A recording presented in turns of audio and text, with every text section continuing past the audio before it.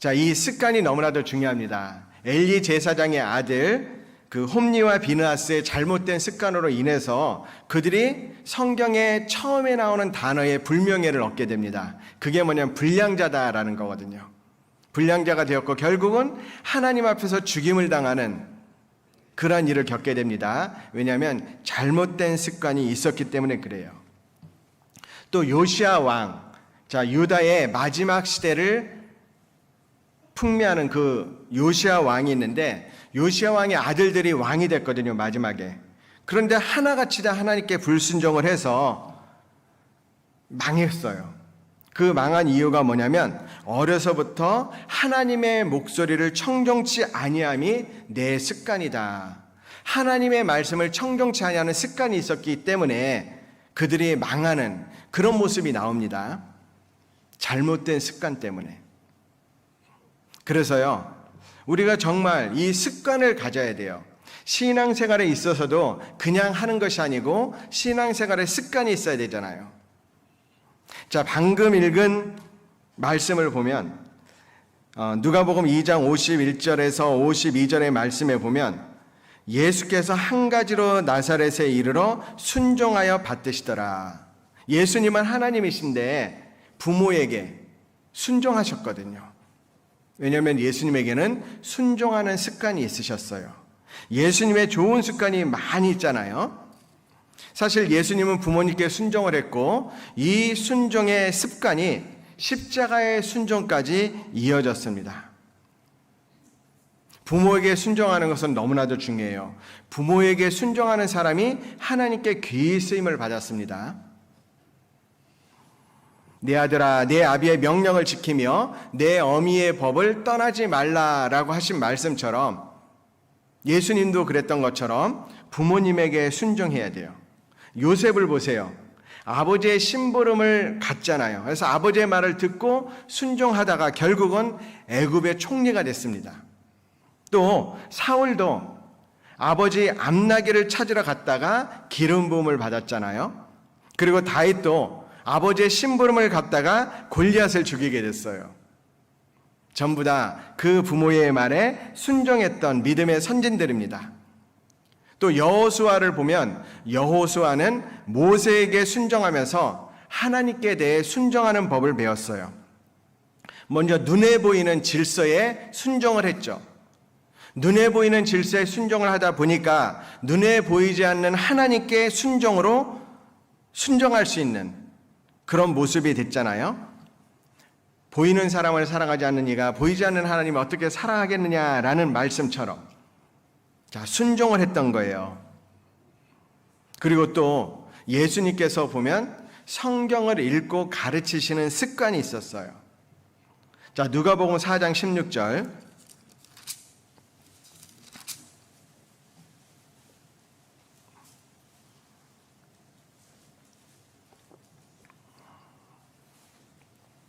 예수께서 그 자라나신 곳 나사렛에 이르사 안식일에 자기 규례대로 회당에 들어가사 성경을 읽으려고 서심해 선지자 이사야 글을 드리거늘 책을 펴서 이렇게 기록한 데를 찾으시니 곧. 자, 예수님께서는 항상 성경을 읽고 가르치시는 습관이 있었잖아요. 물론 예수님은 안식일을 지키려고 회당에 들어가신 것이 아닙니다. 회당에 모인 사람들을 가르치러 들어가신 거예요. 근데 여기에 규례대로, 규례는 관습, 습관을 말합니다. 또 예수님께는 모이는 습관이 있었어요. 제자들과 함께 늘 모이시는 그런 습관이 있었고 또 예수님은 기도하는 습관이 있었죠. 그래서 성경에 보면 모든 것을 다 기도로 시작해서 기도로 마치시는 모습이 나오고 또 예수님에게는 전도하는 습관이 있으셨고요. 그런 습관들이 쌓이고 쌓이다 보니까 결국은 십자가에서 자신의 몸을 드리고 우리를 위해서 죽어주실 수 있었다라고 볼 수 있잖아요. 그래서 습관은 참 중요합니다. 자, 습관을 다른 말로 하면 버릇이다라고도 합니다. 어떠한 동작이나 행동을 여러 번 반복해서 저절로 익숙해진 그러한 상태. 그래서 나중에는요, 무의식적으로 행동하게 되잖아요. 습관이 되면. 사실 우리의 행동의 90% 이상이 습관을 따라 움직인다라고 합니다. 3살 버릇이 몇 살까지 가요? 80까지 가잖아요. 그 속담처럼 습관이 그 사람의 인생을 만드는 거예요. 자, 삶의 변화를 원한다면 우리가 습관을 변화시켜야 됩니다. 자, 생각을 심으면 행동을 낳고, 행동을 심으면 습관을 낳고, 습관을 심으면 성격을 낳고, 성격을 심으면 운명을 낳는다라는 말이 있거든요. 그만큼 습관은 중요한 겁니다. 습관이다라는 것은 이제 라틴어로 보면 갖는다라는 것, 되돌려 받는다라는 뜻이 있거든요. 그러니까 이 습관을 통해서 많은 것을 갖고 소유하게 됩니다. 근데 습관은요, 보통 천천히 형성되잖아요. 그런데 자연의 모든 법칙이 그렇잖아요. 천천히 형성되는 것 같은데 그것이 나중에는 바위도 뚫게 되잖아요. 자, 습관은 굵은 밧줄과 같다라는 말도 있어요. 굵은 밧줄. 그런데 우리가 매일 짜는 그 밧줄은 아무리 끊으려 해도 결코 끊을 수 없다라는 것. 조금씩 짜가지만 그것이 우리의 인생을 만드는 겁니다. 그 고착 상태다라는 단어가 있어요. 고착 상태. 이 고착 상태다라는 말은 과거의 나쁜 습관을 계속 유지함으로써 안정감을 느끼는 현상. 특히 이제 영적 고착 상태도 있을 수 있는데 우리는 오히려 나쁜 습관이 고착 상태가 되면 그걸 편안하게 느낀다라는 거예요. 뭐가 그렇죠? 담배가 몸에 해로운 줄 알면서도 끊을 생각을 하는데 계속 피게 되는 이유가 고착 상태 때문에 그래요. 그래서 담배를 안 피면 뭔가 불안하고 피면은 안정되고 일종의 중독과 같은 것이다. 손톱을 물어뜯는 것. 그것도 고착 상태죠. 머리카락을 괜히 비비 꼬는 것. 그런 분 없어요? 그리고요, 발을 괜히 덜덜덜 떠는 것. 그런 것도 일종의 고착 상태예요. 그런데 이것이 습관이 되어서 이제는 그걸 하지 않으면 불안하게 되는 것. 그런데요, 구원받은 그리스도인이 경계해야 될 고착 상태가 있습니다. 너무 안 하다 보니까 그게 편한 거예요. 성경을 읽지 않는 습관. 오히려 안 읽는 게 편해. 기도하지 않는 습관. 교제에 나가지 않는 습관. 코로나19로 인해서 교제에 안 나가다 보니까 그게 이제 편한 거예요. 이것이 고착 상태에 빠지면 하지 않을 때 더 편하고 하려고 하면 어색하고 불안하게 되잖아요. 그래서 이 세상의 죄를 즐기고 나쁘고 해로운 것을 습관적으로 하게 됩니다. 자, 이런 부정적인 고착 상태에 빠지지 않도록요, 우리는 경계해야 돼요. 사실 좋은 습관은 버리기가 쉬워요. 근데 다시 들이기는 어렵습니다. 지금 우리가 교제에 대해서 고착 상태에 빠져서 교제가 불편하게 느껴질 수도 있어요. 왜냐하면 좋은 습관은 버리기 쉽거든요. 자, 이러한 시기에 있어서 8월부터 식사교제도 시작된다. 다 식사하고 가셔야 되는 거예요. 습관 들이도록 노력해야 됩니다. 사실 나쁜 습관은 들이기는 쉽지만 버리기는 어렵거든요. 그래서 습관을 잘 가져야 됩니다. 근데 습관이다라는 것은 쉽진 않지만 그러나 바꿀 수 있어요. 이제 정리를 하면 여러 가지 습관들을 말씀드렸어요. 그런 좋은 습관을 가져야 되는데 좋은 습관을 갖기 위한 방법. 첫 번째는요, 나의 나쁜 습관과 좋은 습관을 정확히 파악해야 돼요. 그래서 시간이 될 때 좋은 습관 10개, 나쁜 습관 10개 한번 써보십시오. 그리고 무엇을 고칠 것인가, 무엇을 버릴 것인가 정리하셔야 돼요. 그리고 습관은 결단이 필요해요. 내가 이렇게 해야겠다. 에스라는 여호와의 율법을 연구하여 준행하여 율법과 규례를 이스라엘에게 가르치기로 결심하였더라. 다니엘도 결심했죠. 내가 좋은 습관을 갖겠노라라고 결심하고 반복적으로 해야 돼요. 최소 3주 동안 계속하면 습관의 길이 열리게 됩니다. 왜 3주인지 아세요? 한 학자가 벼룩을 훈련을 시켰대요.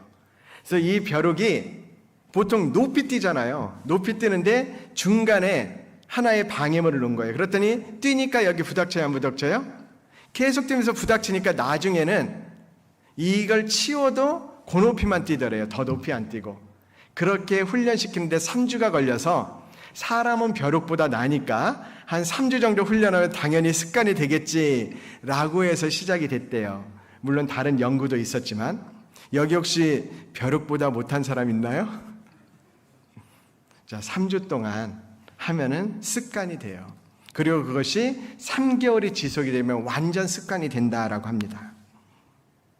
그렇게 이제 계획을 세우고 나가십시오. 그리고요, 내 구습. 자, 에베소서 4장 22절. 에베소서 4장 22절.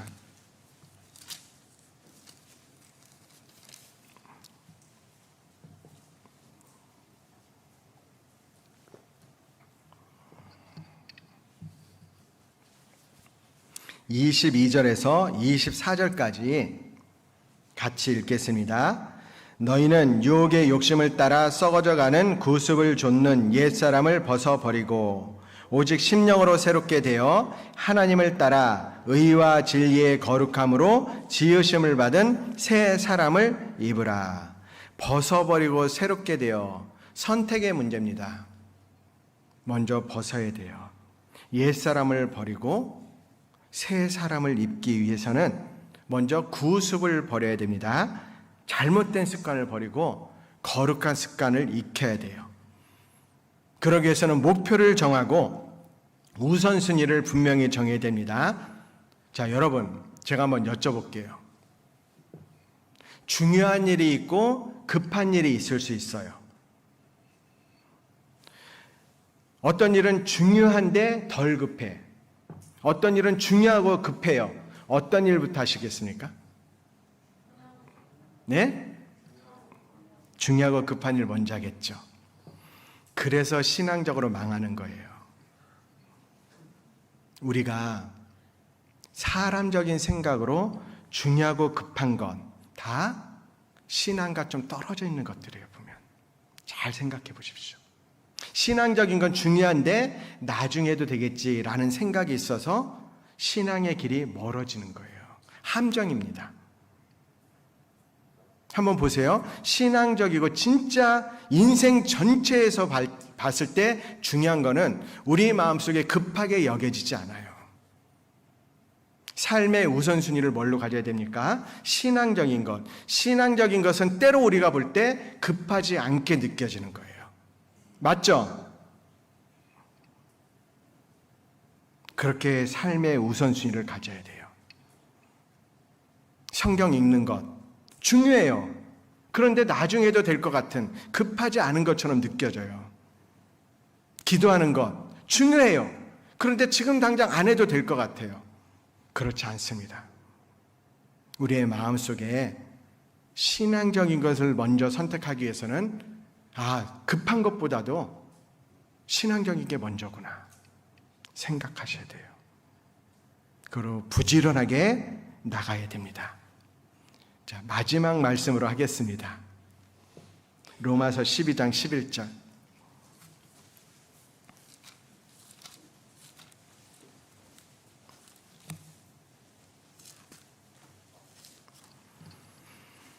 자, 로마서 12장 11절.